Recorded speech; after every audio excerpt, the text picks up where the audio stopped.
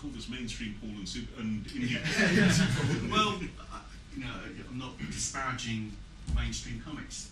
You know, I really love what mainstream comics I tend to encounter. What I love about the indie field is that it does all the genres that mainstream comics should be doing. And historically have done. Yeah. That's the thing, you know.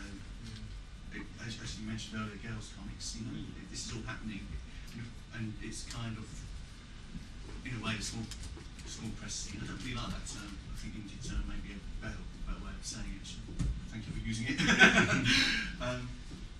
You know, separating men from the boys a little bit. I didn't want to see you say, you know, enormous sales Paul and small press. No sales.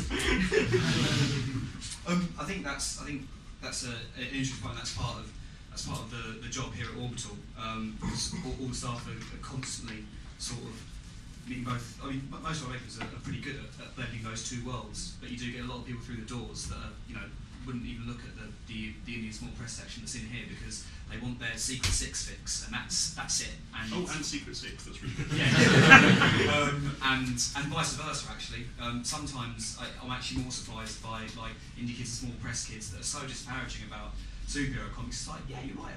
You know, there are some really bloody terrible superhero comics knocking about. But there's also some good, fun, intelligent, smart comics. I would say since I was even for the last 10 years, I've seen superhero comics be much better written and drawn than, well, maybe not drawn, but certainly much better written than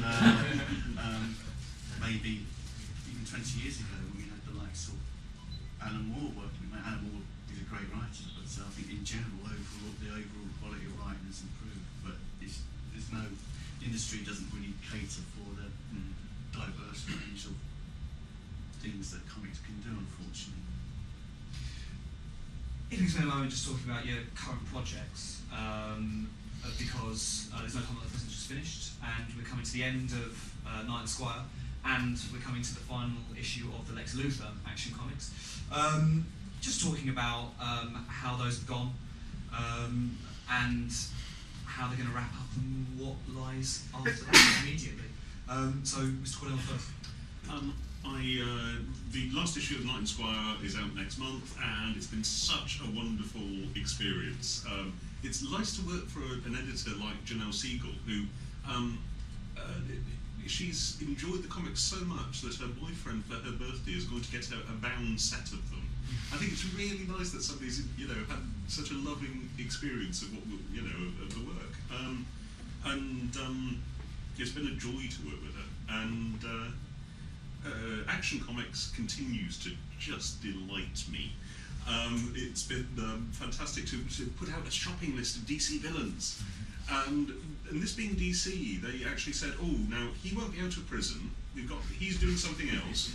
You know, they've got a running continuity, and they know where the Joker is at that point in time. I think that's rather wonderful. I'll continue writing. You know, I'm writing 901, etc., as you guys know, and so I'm starting to write Superman as we speak, which is a little daunting. And there'll be some announcements soon about new titles, which I can say nothing. And I'll continue to be exclusive there's a year and a bit in this first exclusivity thing. I'm having a really nice time. Well, after There's No Time at Present, I thought, I'll do something nice and easy and short. So I actually started on something that's going to be probably just as long. But I'm going to release a page a week on the internet, and I'm quite excited about it. It's like the Truman Show backwards, but with loads of other stuff in it. And that's going to be like a all ages thing, in theory. I have a tendency to try and be crude, so I'm going to try and avoid that in there. And then the other halfway through the week, that would be one day of the week, another day of the week, I'm going to do like a sort of single panel thing that would be more of a stream of consciousness. And the working title of that is How Clouds Are Made, which I kind of like, but that might be the best thing about it. But I haven't quite worked out how to have something that's inappropriate for children at the same time as something that's for all ages. So it's probably not far away, but I've made a start on one of them anyway. And you may well have already done this, but before we move over to questions, I'd like to talk to you about what your dream comics projects might be, and if you've already done them, fine. But if not, let us know what they might be. I'd like to write the Dynamic Defenders. Nobody's Marvel have not managed to really keep a Defenders series going for a long time, and I'm not sure I could either, but it would be really fun to have it cancelled. Because all the interesting characters are ones which wouldn't sell the book, and I'm not sure we can justify having Wolverine in the Defenders. But no, I've loved almost every incarnation of the Defenders. There's some brilliant writing there. The Essentials volumes, collecting those, just take you through a series of really good writers, putting in a kind of absurd, rather. I love the maturity and absurdity of 1970s Marvel. How it's offhandedly for all ages, but at the same time appealing greatly to adults. Steve Gerber on Howard the Duck and the Defenders, David Anthony Kraft on the Defenders, Englehart, Killraven, so much good stuff. And I'd just like to do a Defenders that echoed that a bit. Cancelled after 5 issues. DeMatteis did it. Mattis is a lovely run, yes. Oh well, I think I kind of fancy doing action comics.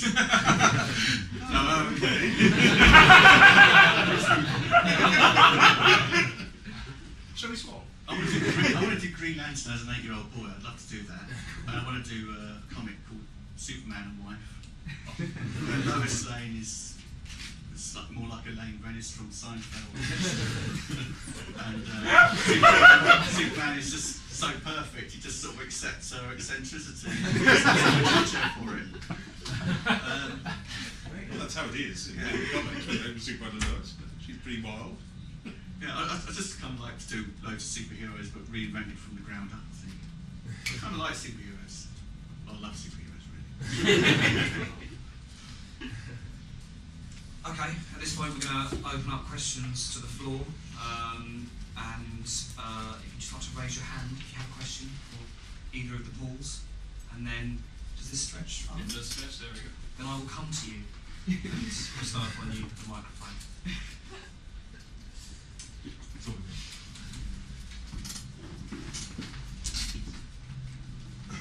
Going back to what you were both saying about British markets, do you think the death of like the newsstand market in Britain was kind of related to the chasing of the collectors market in the US, and now that's started to die off? Do you think we can start rebuilding a UK newsstand market? Well, you were talking about this earlier. Yeah, I put that theory forward, didn't I? Yeah. Well, it's not. Whenever I put this theory to people that know more about these things, they always go, but also they go on about the industry, which then leaves me sort of not paying attention to them.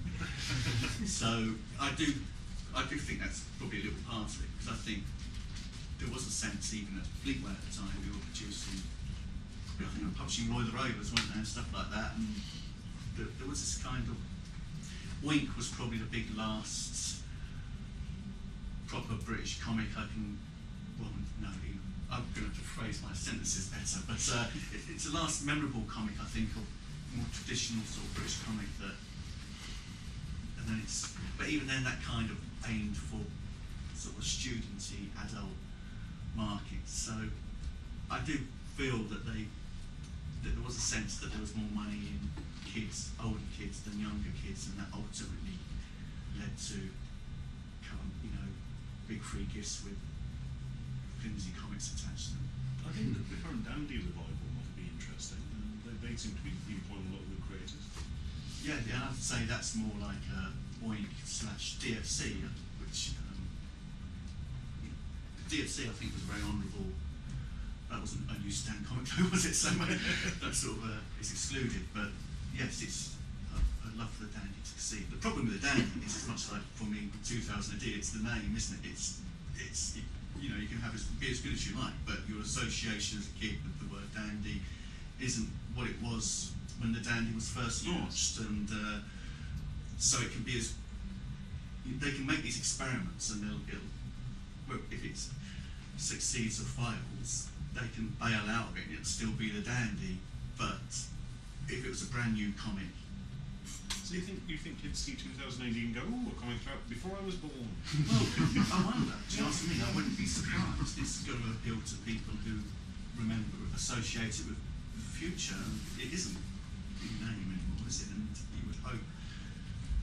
Maybe I'll just shut up because it's being filmed, but it's going to be on YouTube. Yeah. So phone me out of it.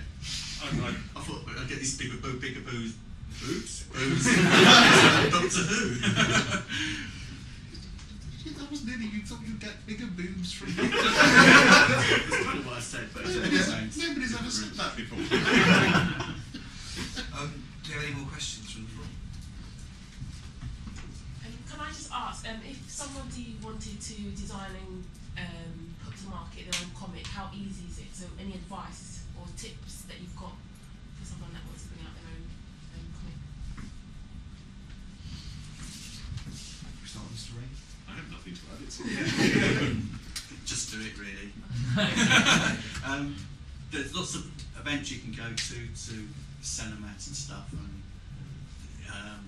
and they're very. They're, actually, I'd say most of them are quite good. Do you know what I mean? It's a good scene.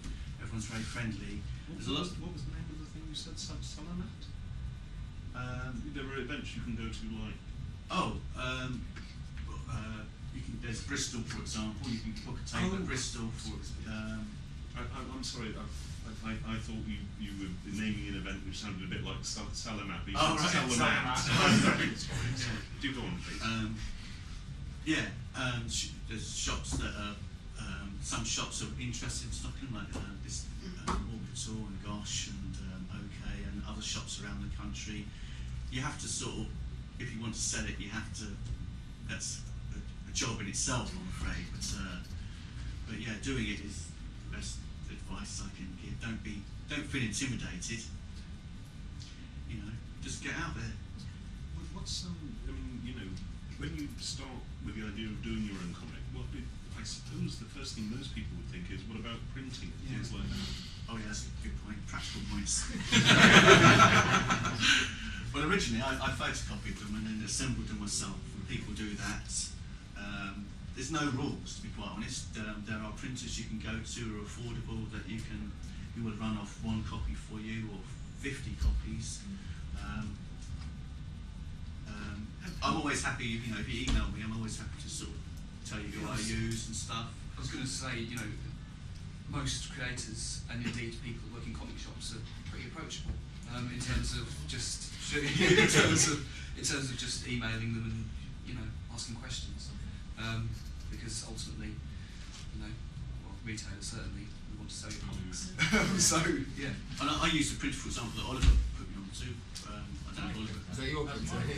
Is it your printer? Oh, I was pointing at you. What side? The NHS is stationary printers. Yeah. They print all the NHS forms. I do think. Sorry, no. There are a lot of printers out there who are quite affordable. and also printers by and large sort of take you by the hand and take you through the process a little bit as well if you're not experienced with it. Certainly that's been my experience because that's how they're making their money. But I do think taking your own comic to sell at a convention like Bristol or Leeds must be the most wonderful experience. Like I can't think. I think it must be well. Did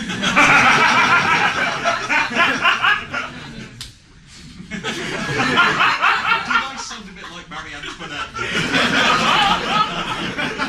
It must be so lovely in your hovel with your piece of coal. Sitting at a table, being ignored. People walk by. They even do a bit half slide to avoid the captain. They won't look at you. But it is like that. But don't have nightmares. Do it. Yeah, email me if you kind of need any questions. Have any questions? I've got questions, but you don't need.